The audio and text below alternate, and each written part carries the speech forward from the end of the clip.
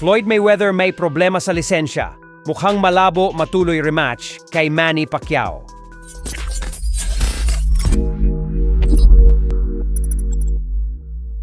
So bagamat official na ang bigating rematch ng ating pambansang kamao Manny Pacquiao at ang undefeated champion na si Floyd Mayweather na nakatakdang ganapin sa September 19 sa Las Vegas, Nevada, ay tila magkakaroon pa ito ng problema.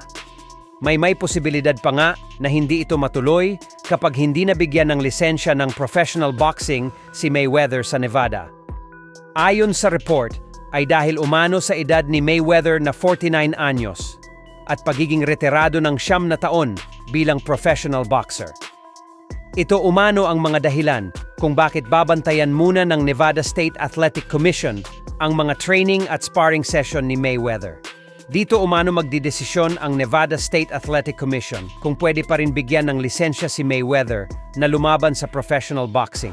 May banta na rin kasi ito sa isang boksingero kung lumaban pa ito ng 12 rounds, walang headgear at sa ganitong edad. Pero ganun pa man, ay kumpiyansa naman ang kampo ni Mayweather na papasa sila sa observation na gagawin ng Nevada Commission. Lalo pat lagi naman daw nasa magandang kondisyon si Mayweather at nag-iensayo talaga ito kahit wala naman laban para mapanatili ang magandang kondisyon ng kanyang katawan. Dagdag pa ng mga fans, si Mike Tyson na halos senior citizen na ay nabigyan pa ng lisensya sa Texas Commission para lumaban sa mas batang si Jake Paul. Kaya mas lalo naman umanong dapat payagan si Mayweather ng Nevada. Samantala, wala namang magiging problema sa pagkuha ng lisensya ang ating pambansang kamao. Kasi pinatunayan na nito na kaya niya pa talagang lumaban sa professional boxing sa kabila ng kanyang edad, matapos niyang makipagsabayan sa bakbakan si Mario Barrios. One loves Manny. Again, the hard shots. There it is.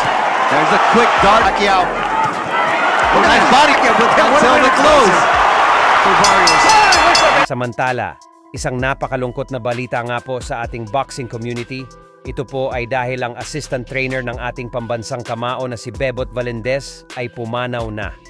Ayon sa ating source ay magkasama palang umanong nag-iensayo si Pacquiao at Coach Bebot kahapon. Subalit sa hindi inaasahang pagkakataon na ilang oras lamang matapos ang kanilang training ay bigla na lang itong binawian ng buhay matapos atakihin sa puso. Lubos na lalulungkot ang Philippine boxing community, lalong-lalo na ang Sanman Boxing sa bigla ang pagkawala ni Coach Bebot nang dahil sa long-time member din ito ng Sanman Boxing at madaming tinuruan na boksingero.